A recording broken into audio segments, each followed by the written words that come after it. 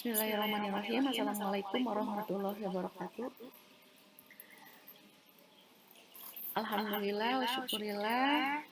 Akhirnya kalian sampai juga di semester 3 ya. Semester 2 sudah terlewati dan sekarang masuk ke semester 3. Insya Allah semester 3 ini kalian akan lalui dalam 14 minggu ke depan ya. Ya, untuk pertemuan kali ini saya akan sampaikan dulu kontrak perkuliahan asuhan kebidanan nifas dan menyusui.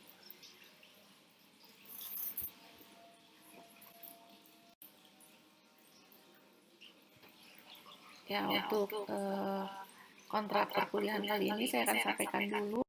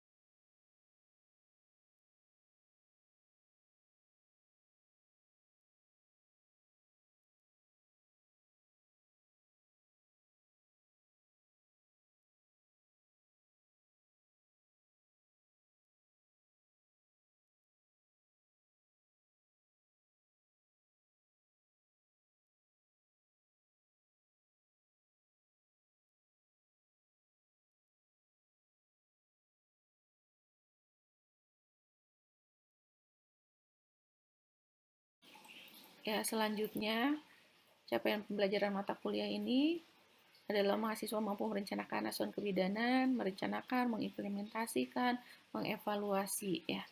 Nanti mahasiswa juga harus mampu, karena kalau Nifas itu banyak berhubungan dengan pendidikan kesehatan kepada ibu Nifasnya maupun konseling ya. Jadi mahasiswa juga diharapkan mempunyai skill ya untuk menjadi fasilitator, bukan fasilitator ya, untuk menjadi apa, mendampingi ya, mendampingi ibu nifas ya untuk melewati masa nifasnya dengan baik. Mahasiswa diharapkan mampu melakukan exercise ya, senam nifas misalnya ya, dan mampu mengajarkannya lagi kepada klien ya, kepada ibu nifas. Ini uh, ini ya kebutuhan-kebutuhan pada ibu nifas. Kemudian mahasiswa mampu memfasilitasi ibu dalam pemberian ASI eksklusif. Ingat ya, ini yang harus digarisbawahi, ini semua capaian mata kuliah ini memang harus kalian capai di akhir mata kuliah ini dalam satu semester ini. Kemudian mahasiswa mampu melaksanakan kunjungan rumah sesuai kebutuhan ibu postpartum. Nah, kalau kondisinya seperti ini, kondisinya sedang pandemi, kunjungan rumah mungkin di dimodifikasi mungkin ya, melakukan inovasi bagaimana melakukan kunjungan rumah. Sekarang bisa dengan melakukan telekonseling dulu ya. Di telekonseling atau telemidwifery itu kalian bisa melakukan anamnesa dulu ya. Kemudian nanti setelah melakukan anamnesa kalian bisa menanyakan kondisi fisik ibu ya, karena tidak bisa melakukan pemeriksaan langsung, jadi bisa ditanyakan ya. Kemudian nanti kalian bisa melakukan perencanaan asuhan ya, pelaksanaan asuhan dan melakukan evaluasi tentunya dengan pendidikan kesehatan atau dengan melakukan konseling. Kemudian mahasiswa mampu melaksanakan penanganan awal kegawat daruratan pada postpartum ini dengan deteksi dini ya. Deteksi dini dan penanganan awalnya, dan mampu melakukan rujukan ya, ini ya, inilah kita harus kritis ya dalam melihat kasus-kasus dalam masa nifas. Kemudian mahasiswa mampu melakukan komunikasi efektif dalam pemberian asuhan kebidanan nifas, kemudian memberikan asuhan kebidanan yang perhatikan aspek psikologis.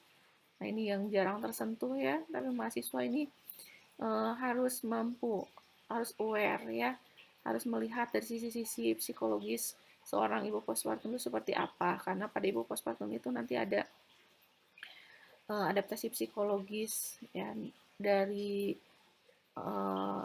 adaptasi psikologis menjadi seorang ibu. Nah, itu harus dipahami sehingga dalam memberikan asuhan atau memberikan konseling itu kita harus memperhatikan kondisi psikologis ibunya. Kemudian mampu memperhatikan aspek sosial budaya. Aspek sosial budaya ini berarti kita harus mampu memberikan asuhan kebidanan dalam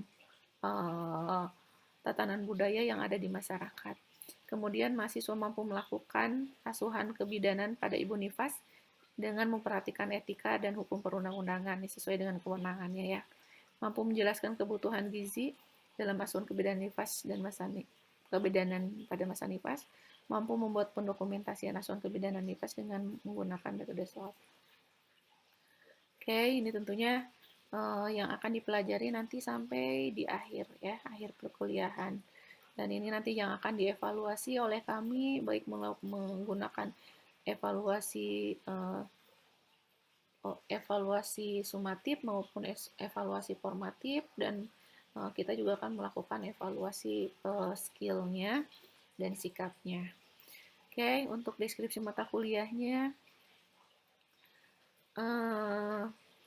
di sini nanti untuk evaluasinya, evaluasi yang akan dilakukan pada akhir mata kuliah terdiri dari penilaian atau evaluasi praktek dan evaluasi teori. Evaluasi teorinya, mohon maaf ini ada kesalahan ya. Evaluasi penilaian teori itu 35% ya, terdiri dari 35% UTS, 35% UAS dan penugasan 30%. Penilaian praktek 65% terdiri dari ujian praktek 50%, nilai praktek harian 30%, dan laporan praktek 20%. Nah, ini laporan prakteknya nanti akan diambil dari dokumentasi asuhan kebidanan NIFAS dengan menggunakan SOAP. Kemudian nilai praktek hariannya nanti akan saya nilai dengan ini ya, video praktek yang nanti kalian lakukan ya. Kemudian ujian prakteknya nanti insya Allah nanti akan kita lakukan di laboratorium. Nanti untuk ujian prakteknya kita akan lihat bagaimana kemampuan mahasiswa untuk melakukan asuhan kebidanan sesuai dengan masanya, masa NIFAS ya. Oke, kemudian untuk referensinya ini bisa dibaca sendiri ya.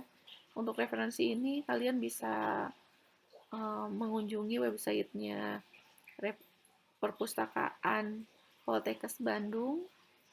Kemudian kalian bisa cari kalau untuk rekomendasi untuk referensi e-book yang dari luar yang bahasa Inggris itu kalian bisa download di Z-Library-nya Poltekkes Bandung ya. Sekarang lebih mudah ya, apapun bisa kita lakukan, bisa menjelajahi ke berbagai tempat ya, ke berbagai media dengan menggunakan daring ini. Mudah-mudahan dengan keterbatasan ini sebetulnya akan menjadi potensi kalian untuk mengeksplor lebih banyak, untuk belajar lebih banyak, karena belajar itu tidak berbatas hanya dari dosen saja, hanya di kelas saja, tapi dengan situasi seperti ini, kalian bisa mengeksplor lebih banyak lagi. Selanjutnya, ya, ini untuk referensi pendukungnya. Nah, kalau lihat di sini referensi pendukungnya, kalian tinggal klik-klik saja ya, nanti akan terkoneksi dengan websitenya. Silahkan kalian manfaatkan ini semua untuk belajar asuhan kebidanan NIFAS di semester ini. Kemudian tim mata kuliah tadi sudah disampaikan ya. Ini saya sampaikan lagi untuk tim pengajarnya. Saya Bu Tati Kusyanti. Oh iya, ada Bu Rika ya. Bu Rika Resmana nanti akan menyampaikan tentang kebutuhan gizi. Kemudian ada Bu Titi Legiati dan ada Ibu Yuli Daryanti. Prasyarat untuk mengikuti mata kuliah ini, mahasiswa telah lulus mata kuliah anatomi fisiologi, biologi dasar manusia, dan kebutuhan dasar manusia. Ini sudah lulus di semester 1, insya Allah ya. Tapi kalau ada yang belum lulus, nanti tolong disampaikan. Karena kalau belum lulus, tidak bisa mengikuti mata kuliah asuhan kebidanan NIFAS ini. Selanjutnya adalah rincian kegiatan. Untuk pertemuan pertama atau di minggu pertama, ini materinya adalah konsep ya. Jadi untuk pertemuan pertama nanti insya Allah di 2 September, hari Rabu 2 September, nih mahasiswa mampu memahami konsep dasar NIFAS ya. Konsepnya seperti apa? Nah, ini ada pengertian, kunjungan NIFAS, ya, kemudian tujuan asuhan NIFAS itu apa? Asuhan NIFAS sesuai kunjungan ya. Kemudian evidence base-nya seperti apa? Tambah lagi sekarang, tambahannya adalah pelayanan NIFAS di era new normal pandemi COVID-19 itu seperti apa? Karena tentunya ini akan berbeda ya. Asuhan NIFAS yang biasanya rutin dilakukan sebelum pandemi dan sekarang pada saat pandemi seperti apa. Kemudian pertemuan berikutnya adalah perubahan fisiologi masa NIFAS. Ini per sistem ya, dari sistem reproduksi, sistem perkemihan, pencernaan, sistem hematologinya, muskuloskeletalnya. Ini karena pada saat kehamilan semua sistem itu terjadi perubahan pada ibu hamil. Dan pada saat NIFAS ini juga terjadi perubahan lagi karena mau memulihkan kepada keadaan sebelum hamil. Jadi ini harus dipahami juga ya. Jadi kalau harus paham bagaimana fisiologinya, bagaimana yang normalnya, ibu nifas normal itu seperti apa sih, ya. Sehingga kalian nanti akan mampu mendeteksi kelainan yang tidak normal di luar yang normal. Pahami dulu yang normal, kalian benar-benar harus paham ya. Kemudian nanti kalau kalian sudah paham yang normal, untuk keadaan yang tidak normal itu akan mudah sekali kalian deteksi. Pertemuan selanjutnya, pertemuan ketiga adalah mengidentifikasi kebutuhan dasar fisik Ibu Nifa sesuai dengan etika dan kode etik profesi bidan ya. Ini kebutuhannya tentunya banyak ya. Ini hanya sebagian saja. Nanti kalian bisa mengeksplor kebutuhan-kebutuhan apa saja sih yang ada di masyarakat. Dan uh, mungkin bisa ditambahkan kebutuhan pada saat sekarang masa pandemi itu apa kebutuhannya ya.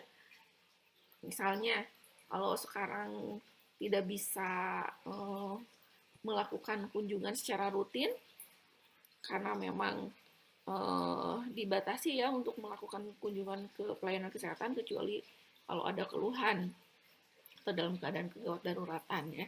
Nah itu mungkin akan jadi kebutuhan bagaimana bisa menentukan bahwa ibu ini terjadi kegawat daruratan ya.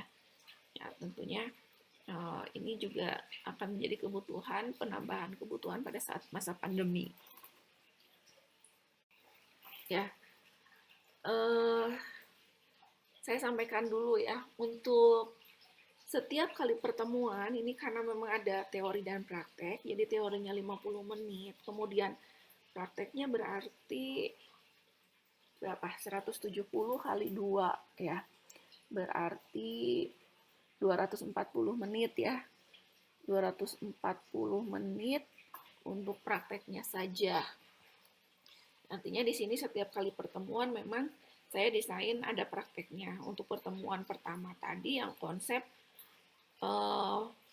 prakteknya nanti kalian membuat, karena sekarang dalam masa pandemi COVID, nanti prakteknya adalah studi kasus, kemudian kalian membuat, diharapkan sih bisa membuat inovasi untuk pelayanan nifas di masa pandemi ya, dengan menggunakan daring, karena tadi pendidikan kesehatannya banyak ya, kebutuhan seorang ibu nifas juga banyak. Jadi nanti kalian membuat telekonsultasi atau telemidwifery aja ya. Telemidwifery dalam pelayanan nifas ya. Nanti dibagi 3 kelompok saja. Nanti untuk topik-topiknya kalian buat dulu ya, untuk template topik-topiknya dibuat dulu per kelompok. Diharapkan sih setiap kelompok tidak sama sehingga nanti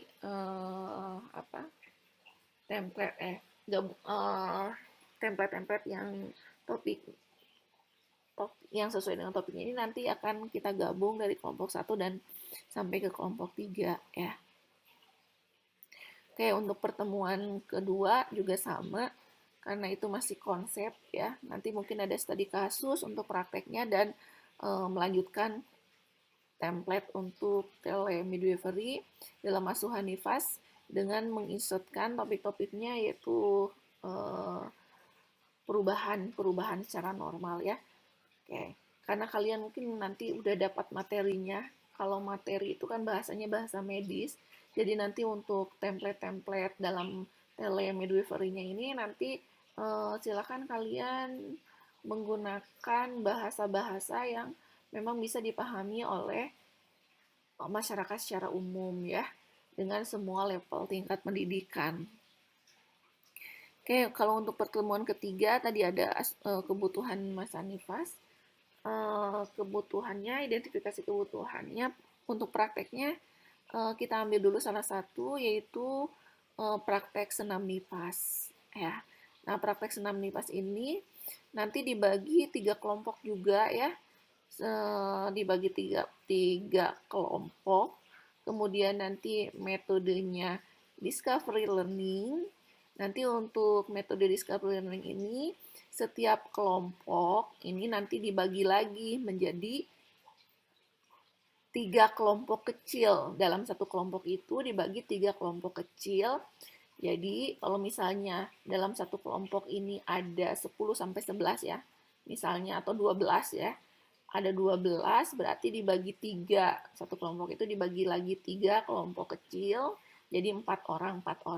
Nah, 4 orang ini nanti menyajikan atau membuat senam nifas ya. Misalnya dari kelompok kecil yang satu, kelompok kecil satu itu memperagakan tentang yoga. Dari mulai teorinya sampai dengan prakteknya ya. Kalian bisa searching, cari ya referensinya. Kemudian nanti kalian praktekkan lagi dengan divideokan. Kemudian kelompok kelompok kecil yang kedua itu pilates ya. Kemudian kelompok kecil yang ketiganya senam senam nifas yang biasa ya. Nah, ini setiap kelompok sama, nanti dari kelompok 1 sampai kelompok 3 itu sama melakukan itu. Nah, nanti silakan kalian kalau misalnya mau setiap kelompok kecilnya ini bergabung dengan kelompok-kelompok kecil dari kelompok 2 dan 3 ya. Kelompok 1, 2, 3 itu nanti bergabung kelompok kecil-kecilnya sesuai dengan pokok bahasannya. Sehingga nanti diharapkan kelompok kecil dari setiap kelompok ini nanti bisa masuk lagi ke kelompok besar, ke kelompok besarnya masing-masing, kemudian nanti bisa share atau memberikan penjelasan kepada kelompok besarnya yang lain ya, sehingga nanti si kelompok besarnya ini akan memahami semua materi yang telah didiskusikan dengan kelompok-kelompok yang lain ya, kelompok-kelompok kecil yang lain. Ya, mudah-mudahan jelas ya. Jadi ini metodenya metode puzzle sebetulnya ya. Kalau puzzle itu kan dia ada satu rangkaian yang dilepas-lepas kemudian nanti digabung-gabung lagi ya. Ya, seperti itu ya.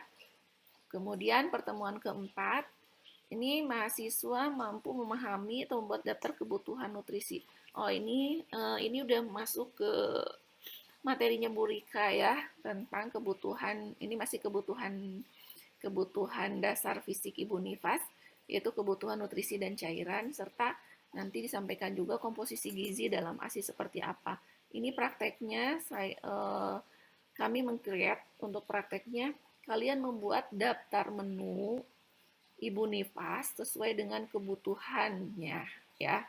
Misalnya Ibu Nifas yang lagi menyusui, berarti menu untuk Ibu Nifas kebutuhan kalori untuk Ibu Nifas yang sedang menyusui.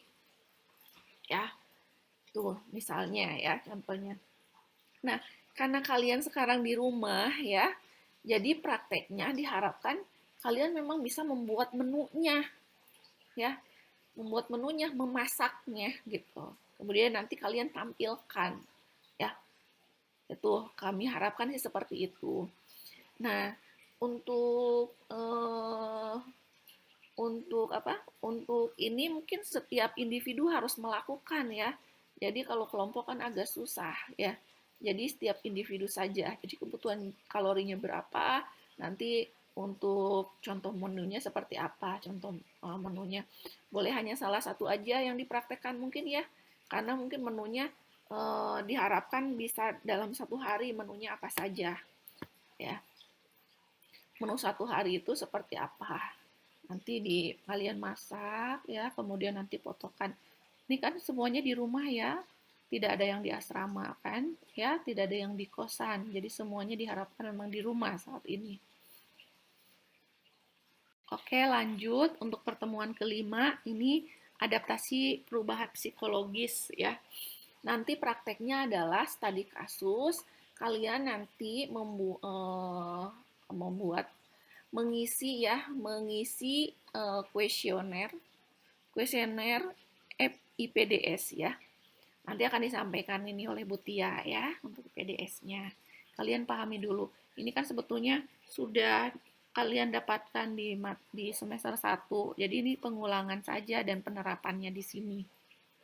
Selanjutnya untuk pertemuan ke-6 ini akan diteruskan dengan mulai ke ini ya, ASI ya. Oke, pertemuan ke-6 ini kita pelajari dulu tentang anatomi fisiologi. Mengulang kembali ya, refresh lagi anatomi fisiologi payudara dan proses laktasi. Tentunya ini sudah kalian dapatkan ya di semester 1 di perkuliahan mata kuliah anatomi fisiologi ya. Oke, jadi untuk anatomi fisiologi ini saya inginkan setiap mahasiswa ini bisa memahami dan menjelaskan tentang anatomi fisiologi ya dari payudara. Jadi kalian buat, kalau sekarang lebih mudah ya, cari aja apa-apa, cari video tentang anatomi dan fisiologi payudara ya. Kemudian sama video fisiologi laktasi ya. Bagaimana sih proses laktasi terjadi ya. Cari videonya, kemudian kalian jelaskan kembali dengan bahasa kalian dari video itu ya. Kemudian direkam, kemudian nanti kalian upload ya. Maksudnya nanti kalian presentasikan anatomi fisiologi itu. Ini untuk materi ini tugas individu ya. Kalian praktek presentasi untuk anatomi fisiologi ya. Cari videonya, kemudian nanti presentasikan video itu, kemudian kalian videokan presentasinya. Oke, untuk anatomi fisiologinya ya. Kemudian teori-teorinya ini banyak sekali ya di sini. Oke. Oke, untuk prakteknya ini nanti akan diajarkan teknik menyusui yang benar. Ini nanti akan saya peragakan dulu, kemudian nanti akan saya share ke kalian untuk dipahami, kemudian nanti kalian meredemonstrasikan kembali ya untuk cara menyusui yang benar. Ini termasuk konseling ya, konseling menyusui yang benar. Karena kalau nggak dikonselingkan, ini rada sulit juga ya. Karena kalian sudah harus mampu nantinya memberikan konseling tentang teknik menyusui ya.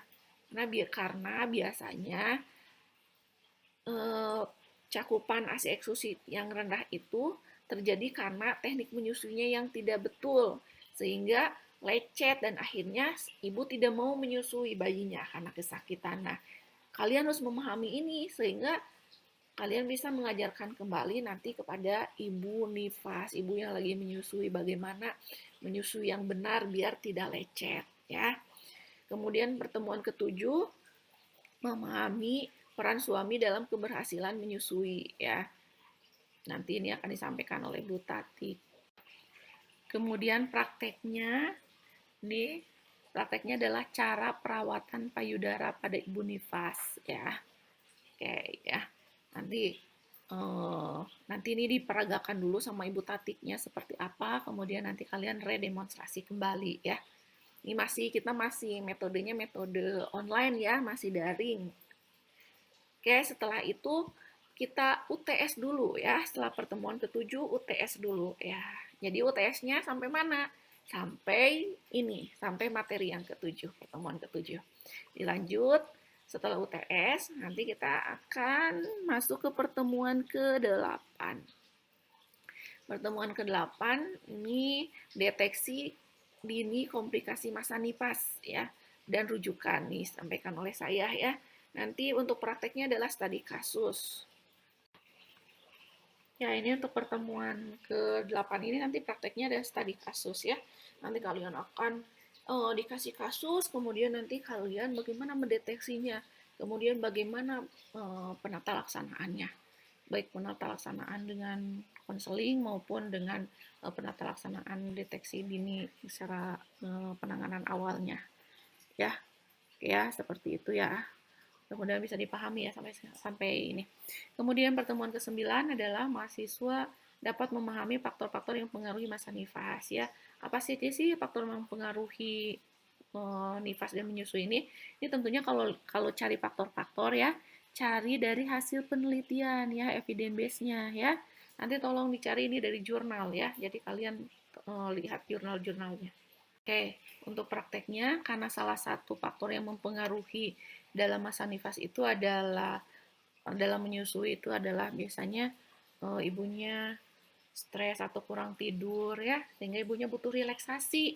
Nah, prakteknya adalah melakukan pijat oksitosin pada ibu menyusui. Yang pertama, keuntungannya adalah ibu bisa rileks ya. Kemudian ibu ini juga selain rileks juga pijat ini juga bisa menambah atau merangsang produksi ASI yang banyak ya. Jadi prakteknya ini nanti Bu Yulidar membuat videonya dulu ya. Kemudian nanti kalian mempraktekkan kembali ya. Praktekkan kembali jangan lupa direkam ya supaya nanti kita bisa menilai kan tadi ada nilai harian. Nah, ini akan masuk ke nilai harian. Ya, pertemuan selanjutnya adalah pertemuan ke-10. Ini adalah konseling menyusui. Konseling menyusui ayah ASI. Oh, ini berarti nyambung dari pertemuan sebelumnya yang Bu Tia tentang peran ayah ya dalam pemberian ASI eksklusif ya. Oke, ini konseling menyusuinya ini pada ayahnya. Kalau ini ya. Kalau tadi kan yang ibu teknik menyusui pada ibunya. Atau pada keluarganya ya, bisa sebetulnya ini masih nyambung juga. Jadi ini dipraktekkan. Oh iya, pertemuan 10, pertemuan 8, 9, 10, 11, dari pertemuan berapa berarti ya? 10, 11, 12, 13, 14. Berarti dari pertemuan 9 ya. Pertemuan 9, sebetulnya kalau pertemuan 9 masih bisa menggunakan daring ya.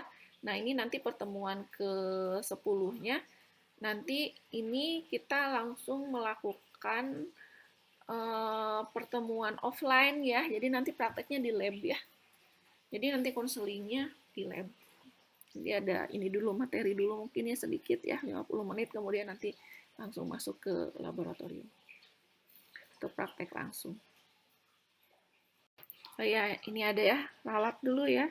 Jadi untuk nanti, untuk perkuliahan di laboratorium itu, insya Allah ini dari ADAK sudah menjadwalkan 18 November, 19, 18, 19, 20, 23, 24, 25 November. Tolong dicatat ya, 18, 19, 20, 23, 24, dan 25 November. Ya, insya Allah ya, nanti kita akan bertemu langsung, ini secara offline. Berarti berapa hari itu? 6 hari ya. 6 hari nanti kita akan offline dan kita akan praktek ini di laboratorium. Oke, berarti ini Ibu masih revisi ya, ini tanggalnya. Berarti di 6 pertemuan berikutnya, berarti dimulai pertemuan 9, 9, 10, 11, 12, 13, 14. Nah, itu pertemuannya berarti untuk pertemuan 9-nya 18 November, pertemuan ke-10-nya ya 19 November, pertemuan ke-11-nya ini yang ke-11 ini 20 November ya, pertemuan ke-11-nya.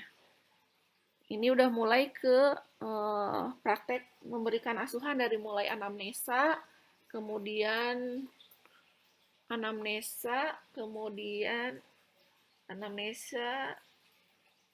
terus pemeriksaan fisik dan asuhan ya.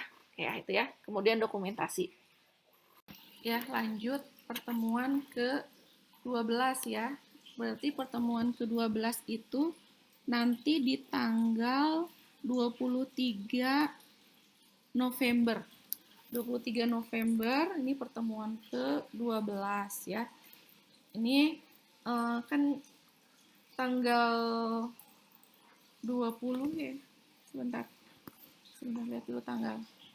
Berarti tanggal 20-nya kalian melakukan praktek, tanggal 23-nya melakukan reflektif dulu ya dari praktek yang sudah kalian lakukan. Kan sudah demonstrasi, kemudian kalian melakukan praktek kembali, kemudian nanti reflektifkan prakteknya seperti apa ya. Dan melanjutkan lagi praktek yang belum ya, yang maksudnya kalau waktunya habis kemudian belum kebagian praktek berarti lanjutin praktek lagi. Ini masih pre-review. Pertemuan ke-13 berarti tanggal 24 November insya Allah ya. Ini juga masih melanjutkan praktek.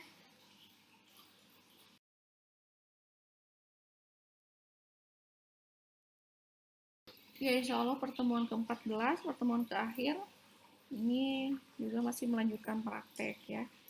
Praktek itu sampai melakukan asuhan melakukan pendokumentasiannya ya. Ini insya Allah berarti tanggal 25 November ya, 25 November. Nah ini masih Ibu ralat ya, nanti Ibu revisi lagi untuk untuk waktunya, untuk tanggal dan harinya. Oke, ya. Ini nanti reflektif prakteknya biasa ya, kalian nanti buat ada format, nanti Ibu sampaikan format reflektif praktek. Kayaknya ini udah Ibu sampaikan di semester 2 ya, waktu mata kuliah Promkes. Nah, kalau misalnya masih ada formatnya, nanti kalian isi ya formatnya sesuai dengan perasaan kalian ketika melakukan praktek ya. Tentunya praktek ini role play ya, nanti berarti ada teman yang menjadi pasiennya, ada yang menjadi bidannya ya. Jadi seperti itu. Tuh ya, kalau nanti ada perubahan di tengah-tengah perkuliahan nanti Ibu sampaikan kembali ya, insya Allah ya. Ya, oke. Terus diharapkan nih, berarti di akhir di pertemuan ke-14 template atau aplikasi ya, template itu untuk aplikasi telekonsultasi atau tele midwifery untuk ibu nifas itu sudah jadi semuanya.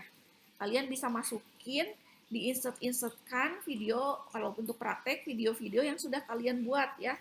Oh ini termasuk ini ya untuk pemeriksaan nifas juga nanti, untuk asuhan nifas nanti juga divideokan ya. Itu ya, nanti kalian bisa insertkan di aplikasinya, di midwifery-nya, kemudian termasuk yang konselingnya juga ya. Begitu ya. Jadi nanti konselingnya kalian buat dulu ya template untuk konselingnya, kan banyak sekali ya. Nah, dimulai dari teori dulu ya, kan teorinya udah sampaikan. Kemudian nanti ke prakteknya, kalau memang ada praktek. Tapi kalau misalnya konselingnya tidak ada praktek, berarti teorinya saja disampaikan aja. Nanti disampaikan teorinya, template-nya. Itu ya, menggunakan bahasa umum ya. Artinya menggunakan bahasa yang memang bisa dipahami oleh masyarakat umum nanti ya. Oke. Untuk kelompoknya berarti kalau kelompok besar itu dibagi menjadi 4 kelompok. Ya, karena ada Bu Yulidar, saya tadi lupa jadi 3. 4 kelompok berarti ya.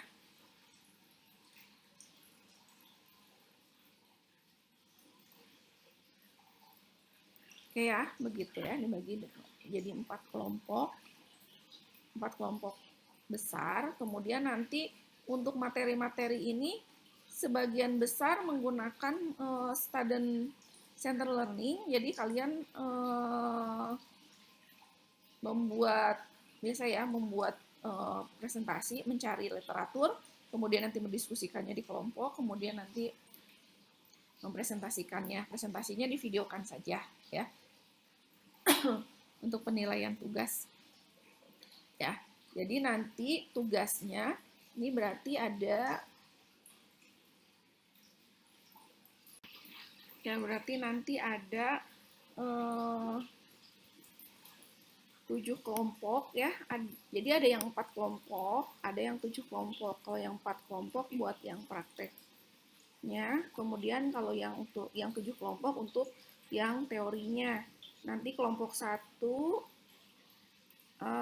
mencari evidence base dan pelayanan nifas di era new normal ya. Kelompok 2 perubahan fisiologis masa nifas.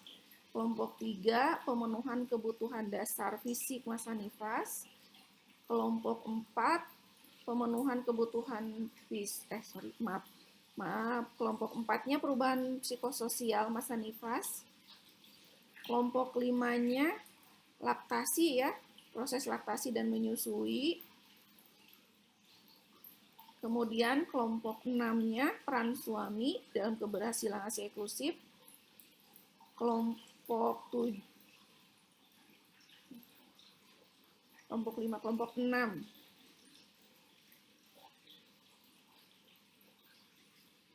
Kelompok 6-nya deteksi dini komplikasi masa nifas. Kelompok 7-nya faktor-faktor yang mempengaruhi masa nifas ya. Jadi ada berapa kelompok tuh? 1, faktor-faktor yang mempengaruhi masa nifas dan menyusui, kemudian deteksi dini, kemudian peran suami, kemudian proses laktasi, kemudian perubahan psikososial, kemudian pemenuhan kebutuhan dasar masa nifas yang ambulasi sampai dengan KB, kemudian perubahan fisiologis nifas dan evidence based dan pelayanan nifas di era pandemi ya. Oke ya, itu yang dapat Ibu sampaikan. Jadi ada bagi 7 ya tadi, 7 kelompok untuk teori. Nanti silakan kalian konsultasi dulu ya sebelum presentasi, konsultasi dulu dengan dosen pengampu materi tersebut ya. Kemudian nanti baru presentasi ya. Kalau sudah konsultasi nanti divideokan ya. Nanti sesuai dengan pertemuan ya untuk presentasinya. Untuk nanti kita diskusi. Oke, segitu yang dapat Ibu sampaikan. Terima kasih atas perhatiannya. Wabillahi taufiq wal hidayah. Wassalamualaikum warahmatullahi wabarakatuh.